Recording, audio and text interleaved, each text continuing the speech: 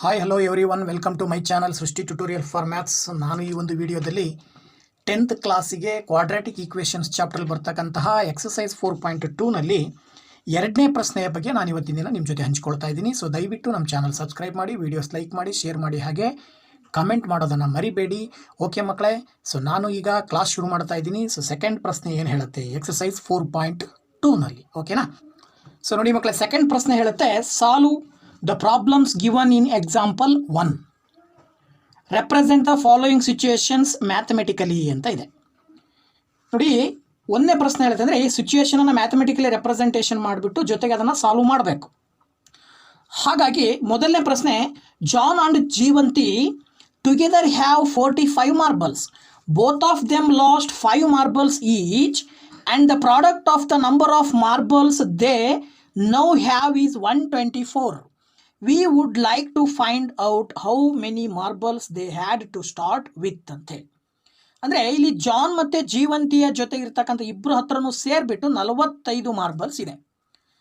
ಅದರಲ್ಲಿ ಇಬ್ಬರೂ ಕೂಡ 5 ಮಾರ್ಬಲ್ಸನ್ನು ಕಳ್ಕೊಂಡ್ರು.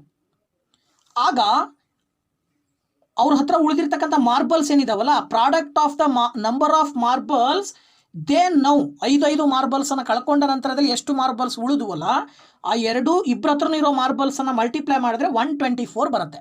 ಹಾಗಿದ್ರೆ ಪ್ರಾರಂಭದಲ್ಲಿ ಜಾನ್ ಹತ್ರ ಎಷ್ಟು ಮಾರ್ಬಲ್ಸ್ ಇತ್ತು, ಹಾಗೆಯೇ ಇನ್ನೊಬ್ರು ಯಾರು ಜೀವಂತಿ ಹತ್ರ ಎಷ್ಟು ಮಾರ್ಬಲ್ಸ್ ಇತ್ತು ಅಂತ ನಾವು ಫೈಂಡ್ ಔಟ್ ಮಾಡಬೇಕು. ಗೊತ್ತಾಯ್ತಲ್ವಾ? ಸೊ ಇದಕ್ಕೆ ಸಂಬಂಧಪಟ್ಟ ಹಾಗೆ ಇಲ್ಲಿ ಏನು ಹೇಳ್ತದೆ ಅಂತ ಹೇಳಿದ್ರೆ, ಸೊ ನಾವು ಮೊದಲನೇದಾಗಿ ಜಾನ್ ಹತ್ರ ಇರೋ ಮಾರ್ಬಲ್ಸನ್ನು ಎಕ್ಸ್ ಅಂತ ತಗೊಳ್ಳೋಣ. So let the number of marbles John have x ಅಂದರೆ ಜೀವಂತಿ ಹತ್ರ ಎಷ್ಟು ಮಾರ್ಬಲ್ಸ್ ಇರ್ತವೆ? ಒಟ್ಟು 45 ಮಾರ್ಬಲ್ಸ್ ಇದ್ದಾವೆ. ಅದರಲ್ಲಿ ಜಾನಿನ ಎಕ್ಸ್ ಅಷ್ಟಾದರೆ ಆ 45ರಲ್ಲಿ ಎಕ್ಸನ್ನು ಕಳೆದಾಗ ಜೀವಂತಿ ಹತ್ರ ಇರ್ತಕ್ಕಂಥ ಮಾರ್ಬಲ್ಸ್ನ ಸಂಖ್ಯೆ ಎಷ್ಟು ಅಂತ ಸಿಗುತ್ತೆ. ಹಾಗಾಗಿ the number of marbles Jeevanti have 45 minus X ಅಂತ ತಗೊಳ್ಬೋದು. So after losing 5 marbles, 5 marbles ಇಬ್ಬರು ಕೂಡ ಕಳ್ಕೊಂಡಾಗ ಅವ್ರ ಹತ್ರ ಇರುವಂಥ 2 ಮಾರ್ಬಲ್ಸನ್ನು ಗುಣಿಸಿದರೆ 124 ಬರುತ್ತೆ. Product of their marbles is equal to 124. So ಅಲ್ಲಿಗೆ ಜಾನ್ ಹತ್ರ ಮೊದಲಿಗೆ ಎಕ್ಸ್ ಇತ್ತು, ಅದರಲ್ಲಿ 5 ಮಾರ್ಬಲ್ಸನ್ನು ಕಳ್ಕೊಂಡ್ರೆ ಎಕ್ಸ್ ಮೈನಸ್ 5 ಆಯಿತು. ಜೀವಂತಿ ಹತ್ರ ಮೊದಲಿಗೆ 45 ಮೈನಸ್ ಎಕ್ಸ್ ಇತ್ತು, ಅದರಲ್ಲಿ 5 ಮಾರ್ಬಲ್ಸನ್ನು ಕಳ್ಕೊಂಡಾಗ 40 ಮೈನಸ್ ಎಕ್ಸ್ ಆಯಿತು. So that is equal to 124. ಇವೆರಡನ್ನ ಗುಣಿಸಿದರೆ 124 ಬರುತ್ತೆ. ಹಾಗಿದ್ರೆ ಜಾನ್ ಹತ್ರ ಎಷ್ಟು ಮಾರ್ಬಲ್ಸ್ ಇದೆ, ಜೀವಂತಿ ಹತ್ರ ಮಾರ್ಬಲ್ಸ್ ಎಷ್ಟಿದೆ ಅನ್ನೋದನ್ನು ಕಂಡುಹಿಡಿಯೋಣ ಬನ್ನಿ. ಸೊ ನೋಡಿ, ಇಲ್ಲಿ ಎಕ್ಸಿಂದ 40 ಮಲ್ಟಿಪ್ಲೈ ಮಾಡಿ ಏನು ಬರುತ್ತೆ ನಿಮಗೆ? 40x ಬರುತ್ತೆ. ಹಾಗೆಯೇ ಎಕ್ಸಿಂದ ಎಕ್ಸ್ ಮಲ್ಟಿಪ್ಲೈ ಮಾಡಿ ಏನು ಬರುತ್ತೆ? ಎಕ್ಸ್ ಸ್ಕ್ವೇರ್ ಬರುತ್ತೆ. ಹಾಗೆಯೇ ಈಗ -5ನಿಂದ 40 ಮಲ್ಟಿಪ್ಲೈ ಮಾಡಿದ್ರೆ 200 ಬರುತ್ತೆ. Next minus into minus plus ಆಗುತ್ತೆ. 5 ಇಂಟು ಎಕ್ಸ್ ಮಾಡಿದ್ರೆ 5x that is equal to 124 ಬರ್ತಾ ಇದೆ. ಓಕೆನಾ? ಸೊ ಈಗ ಇದನ್ನು ನೀವೇನು ಮಾಡ್ಬೋದು? 40x 5x ಕೂಡಿದ್ರೆ 45x. ಓಕೆನಾ? ಸೊ ಇದು ಮೈನಸ್ ಎಕ್ಸ್ ಸ್ಕ್ವೇರ್ ಬರ್ಕೊಳ್ಳಿ, ಪಕ್ಕದಲ್ಲಿ ಪ್ಲಸ್ 45x ಬರ್ಕೊಳ್ಳಿ, ಆ ನಂತರ -200, ಇದು 124ನ ಈ ಕಡೆ ತಗೊಂಬಂದರೆ -124 ಈಸ್ ಈಕ್ವಲ್ ಟು 0 ಆಗುತ್ತೆ. ಸೊ ಇದನ್ನು ಸಿಂಪ್ಲಿಫೈ ಮಾಡಿದ್ರೆ ನಿಮಗೆ -x square plus 45x -200 -124 ಕೂಡಿದ್ರೆ actually ನಿಮಗೆ -324 ಬರ್ತಾ ಇದೆ. That is equal to 0. ಅಥವಾ ಇದಿಷ್ಟನ್ನು ನೀವೇನಾದರೂ ಡಿವೈಡೆಡ್ ಬೈ ಮೈನಸ್ ಅಥವಾ ಇಂಟು ಮೈನಸ್ ಮಾಡಿದ್ರೆ, ಮೈನಸ್ಸಿಂದ ಡಿವೈಡ್ ಮಾಡಿ ಅಥವಾ ಮೈನಸ್ಸಿಂದ ಮಲ್ಟಿಪ್ಲೈ ಮಾಡಿದ್ರೆ ಎಕ್ಸ್ ಸ್ಕ್ವೇರ್ ಪ್ಲಸ್ 45, ಸಾರಿ ಇದು ಪ್ಲಸ್ ಇದ್ದಿದ್ದು ಏನಾಗುತ್ತೆ? -45x, ಇದು ಮೈನಸ್ ಇದ್ದಿದ್ದು ಪ್ಲಸ್ 324 ಈಸ್ ಈಕ್ವಲ್ ಟು 0 ಬರುತ್ತೆ. ಸೊ ಈಗ ನೀವು ಇದನ್ನು ಏನು ಮಾಡಬೇಕು?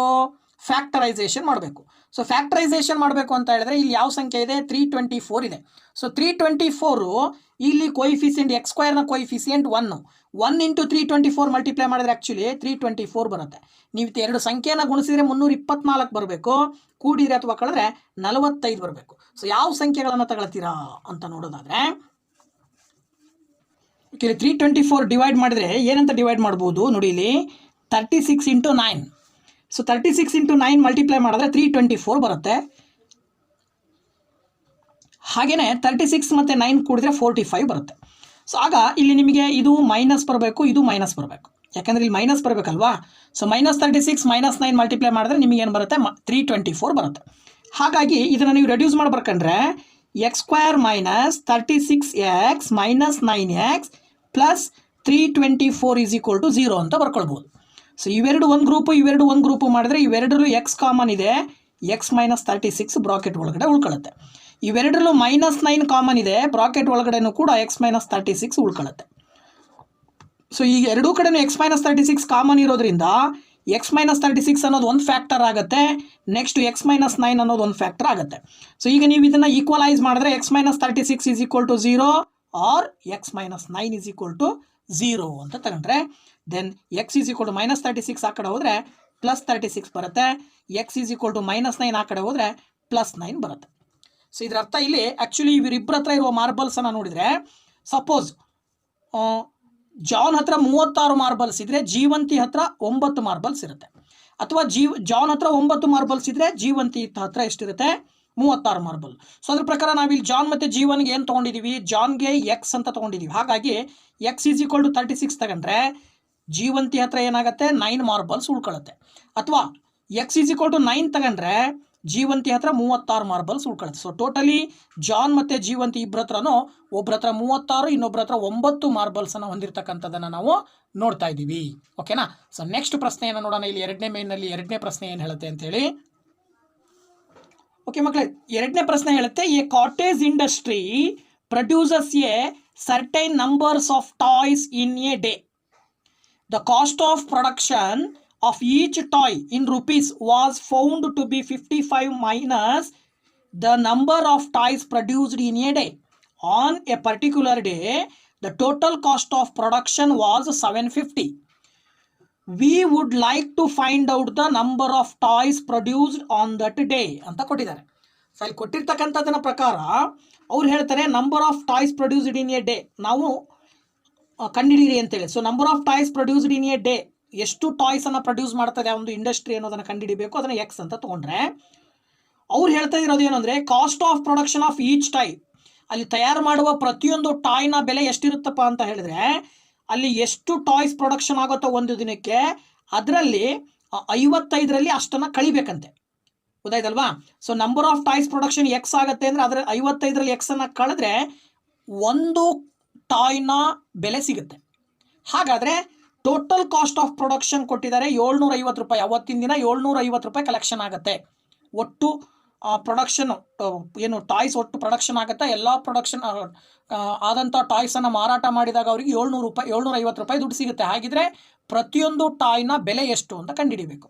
ಸೊ ಅದ್ರ ಪ್ರಕಾರ ಕಾಸ್ಟ್ ಯಾವಾಗ ಸಿಗುತ್ತೆ, ಅದು ಒಟ್ಟು ಟೋಟಲ್ 750 ರೂಪಾಯಿ ಯಾವಾಗ ಸಿಗುತ್ತೆ ಅಂದರೆ ನಂಬರ್ ಆಫ್ ಟಾಯ್ಸಲ್ಲಿ ನಾವು ಕಾಸ್ಟ್ ಆಫ್ ಈಚ್ ಟಾಯ್ಸನ್ನು ಮಲ್ಟಿಪ್ಲೈ ಮಾಡಿದ್ರೆ ಆ ಟೋಟಲ್ ಪ್ರೊಡಕ್ಷನ್ನಿನ ಕಾಸ್ಟು ಸಿಗುತ್ತೆ. ಹಾಗಾಗಿ ಎಕ್ಸ್ ಇಂಟು 55 ಮೈನಸ್ ಎಕ್ಸ್ ಮಾಡಿದ್ರೆ 750 ಸಿಕ್ತು. ಸೊ ಈಗ ನಾವು ಇದನ್ನು ಸಿಂಪ್ಲಿಫೈ ಮಾಡಿಕೊಂಡು ಎಕ್ಸ್ ಬೆಲೆ ಕಂಡುಹಿಡಿಬೇಕು. ನೋಡಿ, ಎಕ್ಸ್ ಇಂಟು 55 ಮಾಡಿದ್ರೆ 55x minus x into x ಮಾಡಿದ್ರೆ x square minus equal to 750 ಇದೆಯಲ್ಲ ಅದನ್ನ ಈ ಕಡೆ ತಗೊಂಬಂದರೆ -750 ಈಸ್ ಈಕ್ವಲ್ ಟು 0 ಆಗುತ್ತೆ. ಸೊ ಈಗ ನೀವು ಇದನ್ನು ಸಿಂಪ್ಲಿಫೈ ಮಾಡ್ಕೊಂಡ್ರೆ -x² ಫಸ್ಟ್ ಬರ್ಕೊಳ್ಳಿ ಪ್ಲಸ್ 55x ಮೈನಸ್ 750 ಅಂತ ಬರುತ್ತೆ ಈಸ್ ಈಕ್ವಲ್ ಟು 0. ಸೊ ಇದಿಷ್ಟನ್ನು ಇಂಟು ಮೈನಸ್ ಮಾಡಿದರೆ ಮೈನಸ್ಸಿಂದ ಇಂಟು ಮಾಡಿದಾಗ ಏನು ಬರುತ್ತೆ ಆ್ಯಕ್ಚುಲಿ ನಿಮಗಿಲ್ಲಿ ನೋಡಿ ಏನು ಬರುತ್ತೆ, ಇದು -x² ಇದ್ದಿದ್ದು +x² ಆಗುತ್ತೆ, ಪ್ಲಸ್ 55x ಇದ್ದಿದ್ದು -55x ಆಗುತ್ತೆ, -750 ಇದ್ದಿದ್ದು 750 ಆಗುತ್ತೆ, ದಟ್ ಈಸ್ ಈಕ್ವಲ್ ಟು 0. ಓಕೆನಾ. ಸೊ ಈಗ ನಿಮಗೆ ಇಲ್ಲಿ 750 ಕಾನ್ಸ್ಟೆಂಟ್ ನಂಬರು x² ಕೊಯಿಫಿಸಿಯೆಂಟ್ 1 ಇದೆ. ಸೊ 1 ಇಂಟು 750 ಮಲ್ಟಿಪ್ಲೈ ಮಾಡಿದ್ರೆ 750 ಬರುತ್ತೆ. ಸೊ ನಿಮಗೆ ಗುಣಿಸಿದ್ರೆ 750 ಬರಬೇಕು, ಕೂಡಿದ್ರೆ ಅಥವಾ ಕಳೆದ್ರೆ ಮಧ್ಯೆ ಎಕ್ಸ್ನ ಕೊಯಿಫಿಸಿಯೆಂಟ್ -55 ಬರಬೇಕು. ಆ ಎರಡು ಸಂಖ್ಯೆಗಳನ್ನು ತಗೊಳ್ಳೋದಾದರೆ ಯಾವ ಎರಡು ಸಂಖ್ಯೆಗಳನ್ನು ತಗೊಳ್ಬೋದು ನೋಡಿ, ಇಲ್ಲಿ 30 ಮತ್ತು 25 ಗುಣಿಸಿದ್ರೆ 750 ಬರುತ್ತೆ. ಹಾಗೆಯೇ 30 ಮತ್ತು 25 ಆಡ್ ಮಾಡಿದರೆ 55 ಬರುತ್ತೆ. ಸೊ -55 ಬರಬೇಕು ಅಂದರೆ ಎರಡಕ್ಕೂ ಮೈನಸ್ ತೊಗೊಳ್ಬೇಕು. ಸೊ -30 -25 ಕೂಡಿದ್ರೆ -55 ಬರುತ್ತೆ. -30 ಇಂಟು -25 ಮಲ್ಟಿಪ್ಲೈ ಮಾಡಿದ್ರೆ ಡೈರೆಕ್ಟಾಗಿ 750 ಸಿಗುತ್ತೆ. ಓಕೆನಾ ಮಕ್ಕಳ. ಸೊ ಈಗ ಇದನ್ನು ರೆಡ್ಯೂಸ್ ಮಾಡಿ ಬರ್ಕೊಂಡ್ರೆ ಈ ಈಕ್ವೇಷನನ್ನು ನಾವು ಹೇಗೆ ಬರ್ಕೊಳ್ಬೋದು, x² ಮೈನಸ್ 55xನ್ನು -30x -25x ಅಂತ ಬರ್ಕೊಳ್ಬೋದು. -30x -25x plus 750 is equal to 0. ಈಗ ಇವೆರಡು ಒಂದು ಗ್ರೂಪು ಇವೆರಡು ಒಂದು ಗ್ರೂಪ್ ಮಾಡಿದ್ರೆ ಇವೆರಡಲ್ಲೂ ಎಕ್ಸ್ ಕಾಮನ್ ಇದೆ, ಎಕ್ಸ್ ಕಾಮನ್ ಬ್ರಾಕೆಟಿಂದ ಹೊರಗಡೆ ತೆಗೆದ್ರೆ ಎಕ್ಸ್ -30 ಉಳ್ಕೊಳ್ಳುತ್ತೆ ಮಕ್ಕಳ. ಈಗ ಇವೆರಡರಲ್ಲೂ -25 ಕಾಮನ್ ಇದೆ.